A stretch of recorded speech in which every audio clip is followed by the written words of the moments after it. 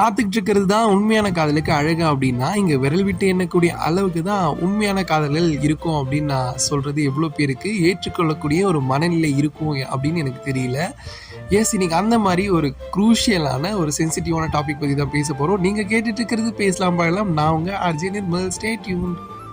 இங்க ஒரு காதலி தன்னுடைய கணவனுக்காக, காதலனுக்காக அந்த காதலை சுமந்து எவ்வளோ தூரம் வெயிட் பண்ணிக்கிட்டு இருக்காங்க அப்படின்னா, அதுக்கு ஒரு எண்ட் கார்டே கிடையாதுன்னு தான் சொல்லுவோம். ஏன்னா அவங்க எமோஷன்ஸ், ஃபீலிங்ஸ்லாம் வந்து இவ்வளோ வருஷமா பேர் பண்ணிக்கிட்டு இந்த வரிகளை கேளுங்க. உங்க வீட்டுக்காரர் இறந்துட்டாருன்னு தெரியும், அப்புறம் ஏமா கடற்கரையிலேயே போய் நிக்கிறீங்க? அவர் உடம்பு கரைக்கு வந்துருச்சு. உசுர் என்னை தேடி வரும்ல. நீரின் மகன் எந்தன் காதலன், நீரின் கருணையில் வாழுவான். குடும்பத்துக்காக ரவு பகலும் உழைச்ச மனுஷன். எனது பெண்மையை 7 கடல் தாண்டி போனாலும் நான் அந்த மண்ணுக்கு திரும்பி வருவேன். அடுத்த தலைமுறை என் நெஞ்சில விளையாடும். பயப்படாதீ.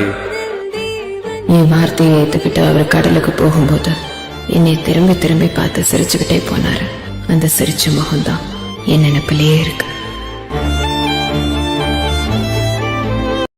காத்துக்கிட்டு இருக்கிறது தான் உண்மையான காதல் அப்படின்னு சொல்றதுக்கு இதை விட வேற என்ன வார்த்தை வரிகள்ல இவ்வளோ அழகா தமிழ்ல சொல்ல முடியும் அப்படின்னு எனக்கு தெரியல.